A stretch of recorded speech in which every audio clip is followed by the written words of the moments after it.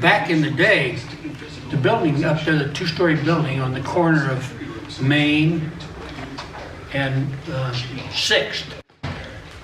So that's on the northeast corner of Main. Used to be called the Long Enterprises building. And the Long Enterprises building housed the offices for Louis Long's Enterprises, which included all of the theaters. I think there was about 30 theaters, 5 radio stations, and I don't remember how, 5 or 6 newspapers. And the main office was there, but also upstairs was the studio for KGLU radio. And it had an area about as big as from where you guys are back here, from there to there. That was the studio. Studio was all curtained, completely dead room.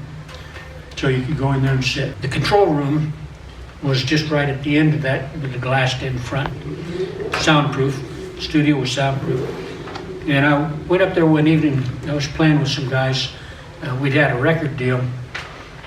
And sitting up there was this guy, this cocky looking guy. And he was introduced to me as being Waylon Jennings.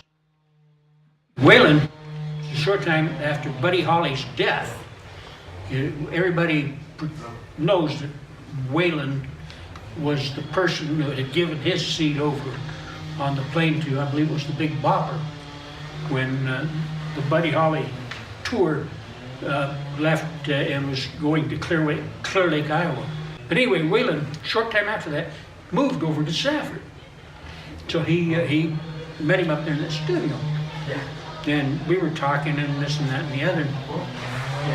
I had been playing over at the Matador Room for some time. Well, Waylon wanted to put together a group and start a group. We talked and back and forth over the next couple of weeks and ran into him a lot up there. He had aspirations of becoming a star. Well, he wanted to become a star, and I wanted me to come play guitar with him.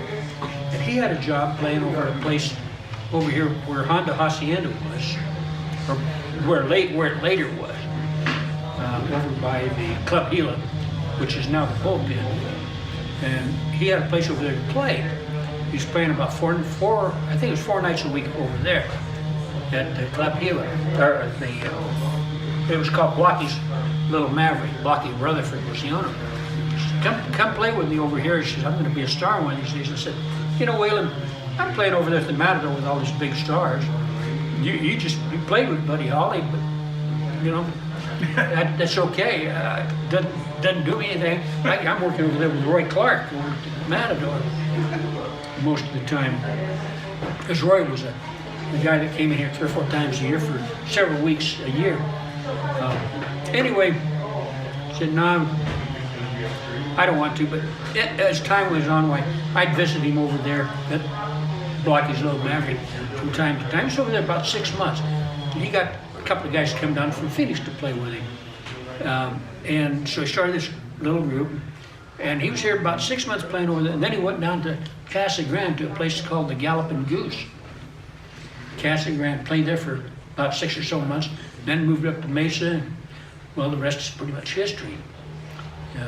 I guess I could have gone along with him. I turned it down.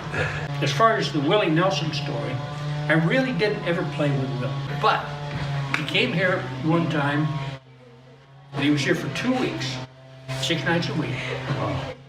Might have been 7 now that I think about it. 7 the first week, 6 the second week. I played the first hour of the night and introduced Willie and his steel guitar player, Jimmy Day. Willie would do the second hour, and I played the third hour, and then Willie played the 4th hour. The beautiful thing about that is that I got to sit for 2 weeks and watch him for nothing. Because he was a real master. I enjoyed that very much. But I knew Willie, but I never played with him. I would have done it in a heartbeat, but gosh, he was a great musician then. And then the Johnny Cash story. They had a tour called the Hollywood Bowl Tour, and on that tour was several people, including Johnny Cash, Patsy Cline, and some others. I played with them and also played with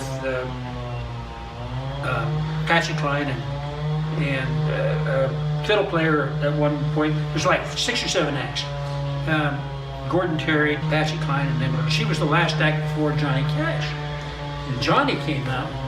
He was standing off to the side over here, and it was my first association with him.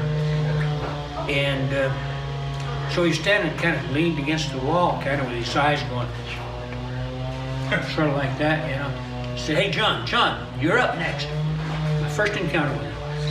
And so he had to walk 12 or 14 feet out to the microphone, and they called his name, and with each step going towards that microphone, he seemed to get taller.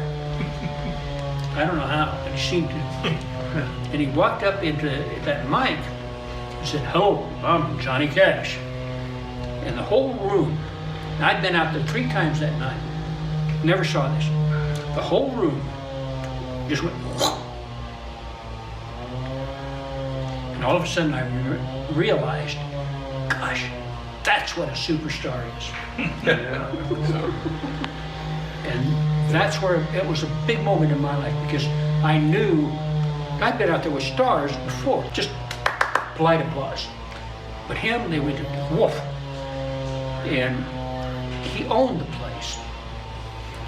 And I thought, you know, fat chance of you ever becoming anything. As far as, so I was just a decent side man. That's the best I ever was. I had no chance of ever becoming anybody. So there's a little story about all 3 of those guys.